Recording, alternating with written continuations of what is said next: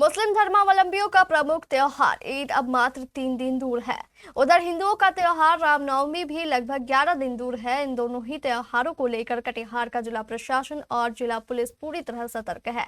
इन दोनों ही त्योहारों को शांतिपूर्ण और सौहार्दपूर्ण वातावरण में संपन्न कराने को लेकर कटिहार के बारसोई थाना परिसर में शांति समिति की बैठक आयोजित की गई। बैठक की अध्यक्षता थाना अध्यक्ष उमेश कुमार ने की। बैठक को संबोधित करते हुए थाना अध्यक्ष उमेश कुमार ने सभी उपस्थित लोगों से अपने अपने पर्व को शांतिपूर्वक मनाने और आपसी भाईचारे की परंपरा को बनाए रखने की अपील की। उन्होंने स्पष्ट रूप से कहा कि किसी भी प्रकार की अफवाह या भ्रामक जानकारी पर ध्यान न दे और ऐसी किसी भी सूचना की तुरंत जानकारी पुलिस प्रशासन को दे। उन्होंने ये भी बताया कि साइबर सेनानी ग्रुप के माध्यम से भी सूचना साझा की जा सकती है। वहीं अनुमंडल पदाधिकारी राजू कुमार ने सुरक्षा व्यवस्था को लेकर जानकारी देते हुए कहा कि पर्व के दौरान पुलिस प्रशासन पूरी तरह सतर्क रहेगा। संवेदनशील स्थानों पर विशेष निगरानी रखी जाएगी ताकि किसी भी प्रकार की अप्रिय घटना को रोका जा सके। उन्होंने आम जन से प्रशासन द्वारा जारी दिशा निर्देशों का पालन करने की अपील करते हुए कहा कि सभी लोग अपने पर्व के साथ साथ दूसरों की आस्था का भी सम्मान करें। इससे समाज में एक आपसी प्रेम और भाईचारा और मजबूत होगा। बैठक के अंत में सभी समुदायों के लोगों ने एकजुट होकर शांति और सौहार्द बनाए रखने का संकल्प लिया तथा प्रशासन को पूर्ण सहयोग देने का भरोसा दिलाया। तो मैं आपके माध्यम से ये भी संवाद देना चाहता हूँ कि कोई अनपेक्षित चीज़ साइबर सेनानी ग्रुप में नहीं डालें। इसका उद्देश्य स्पष्ट है।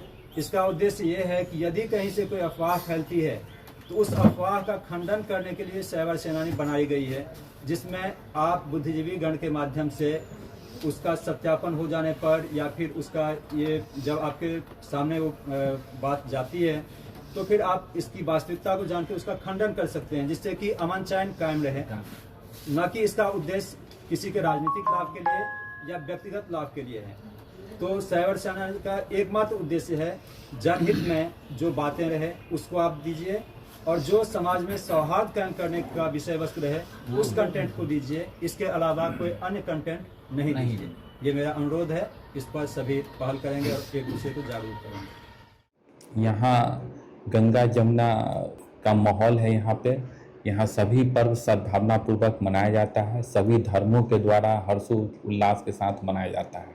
इससे पूर्व होली का त्यौहार सभी धर्मों के लोगों ने मिलजुल कर मनाया है। अब आगे ईद है और इसके बाद रामनवमी है। ईद को लेकर आज जिले स्तर पे शांति समिति की बैठक ऑर्गेनाइज की गई है संध्या 4 बजे और कल जो है अनुमंडल स्तर पर ऑर्गेनाइज है। इसके बाद हम लोग जो है विभिन्न थाने में जो है शांति समिति की बैठक कर रहे हैं और इसके अलावे फ्लैग मार्च का भी हम लोग आगे प्रस्ताव है।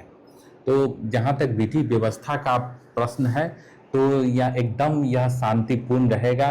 हमारा यह अनुमंडल एज अनुमंडल पदाधिकारी सभी ईद मनाने वाले और रामनवमी मनाने वाले श्रद्धालुओं को कहना है कि आप बिल्कुल ही भय मुक्त होकर शांतिपूर्ण तरीके से आप अपने पर्व को बढ़िया से करें।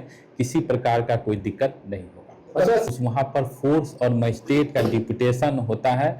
जिला स्तर पर चिट्ठी आज निकल गई है। अनुमंडल स्तर पर आज शाम तक अनुमंडल स्तर पर भी चिट्ठी निकल जाएगी। Welcome to Colonel's Academy Katihar, a CBSE affiliated school, जहां डिसिप्लिन और एक्सीलेंस साथ साथ चलते हैं। Modern classrooms, experience teachers, strong values और संपूर्ण व्यक्तित्व का विकास, शिक्षा, संस्कार और सक्सेस का परफेक्ट ब्लेंड। एडमिशंस ओपन है। Enrol today.